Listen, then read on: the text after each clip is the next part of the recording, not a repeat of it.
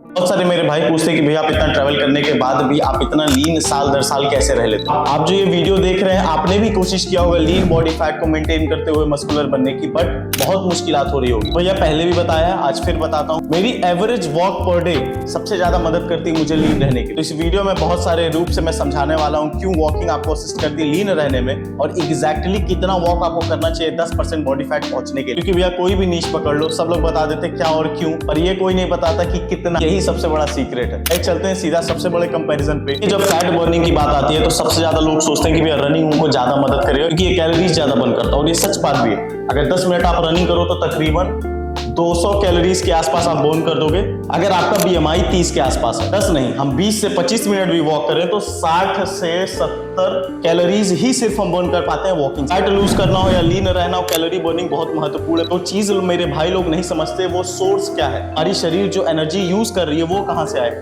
मैं बोल रहा हूं तो भी एनर्जी चल रही है, ये लिख रहा हूं तो भी एनर्जी यूज हो रही है। रनिंग का जो सोर्स है भैया वो मसल्स है।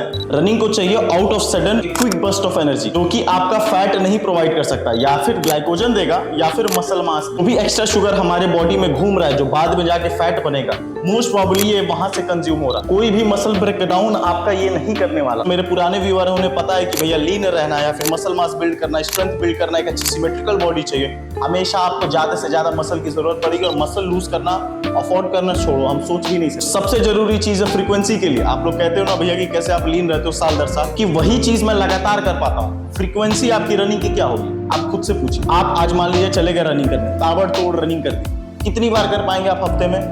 1 बार। बहुत अच्छे एथलीट हैं, पुराने हैं, 2 बार।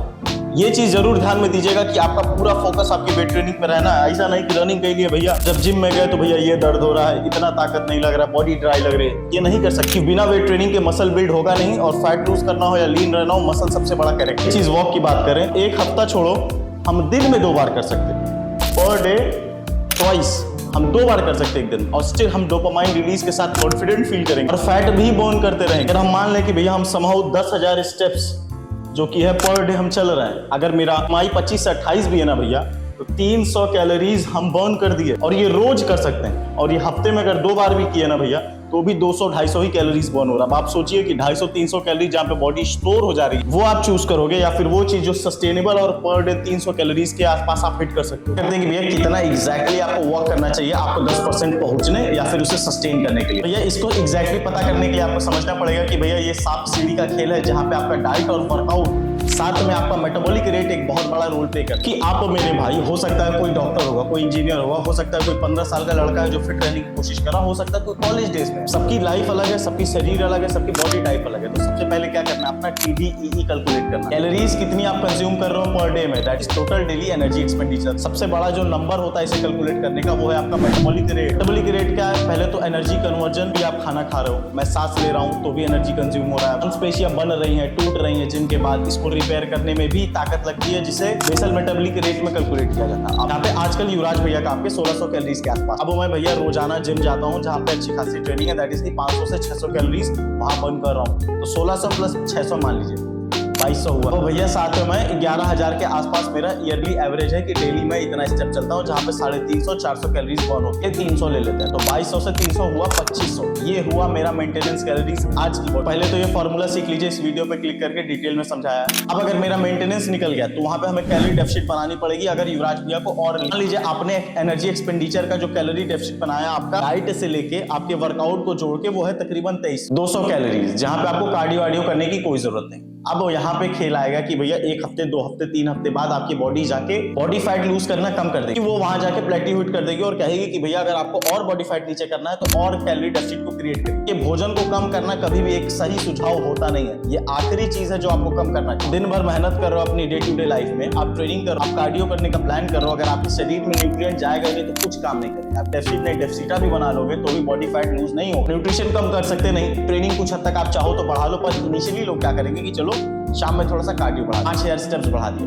5000 स्टेप्स तकरीबन 150 से 200 कैलोरीज बर्न कर देगा, जो आपका फिर से फैट बर्निंग स्टार्ट कर देगा। अब यहाँ पे आएगा कि भैया कैसे किन चीजों को एडजस्ट करना है, क्योंकि 5000 स्टेप्स अ डे मेरे बड़े भाई हैं जो ऑफिस में काम करते हैं वो भी कर सकते हैं, ऐसे इंसान जो ऑन फील्ड वर्क कर रहे हैं वो भी कर सकते हैं। स्टूडेंट भाई लोग तो ऑब्वियसली कर लेंगे 5 स्टेप। तकरीबन आप 2100 कैलोरीज को मैनेज करने लगे, 200 कैलोरीज क्योंकि स्टेप से बॉन्ड। अगर और लीन जाना, क्योंकि सारे लोगों की स्टार्ट 15% से नहीं हुई है कि भैया 400-500 कैलोरीज माइनस करते 10-11% बॉडी फैट पे आ गए। बहुत सारे लोग 25-30 पे भी होंगे। अब आगे क्या करना है? देखिए भैया, आगे का सुझाव यही होगा, पहले तो 5000 स्टेप्स को पर डे के हिसाब से आदत बनाइए। फिर जाके आप अपनी ट्रेनिंग में और बढ़ाने की कोशिश करिए, जहां पे वॉल्यूम और कंपाउंड ट्रेनिंग सबसे मस्त। वॉल्यूम क्या है भैया? सिंपल भाषा में नंबर ऑफ सेट्स बढ़ा देना, जहां पे अगर कोशिश हो पाए रेप्स को भी ऊपर करिए। रेप्स ये भी नहीं कि भैया लगभग 40 रेप मारने, ऐसा करिए कि भारी वजन के साथ ज्यादा सेट लीजिए और 8 रेप की जगह 10 रेप करिए। दूसरी चीज होती है कंपाउंड एक्सरसाइजेस को चूज करना, जैसे कि डेडलिफ्ट हुआ, बेंच प्रेस हुआ, स्क्वाट हुआ।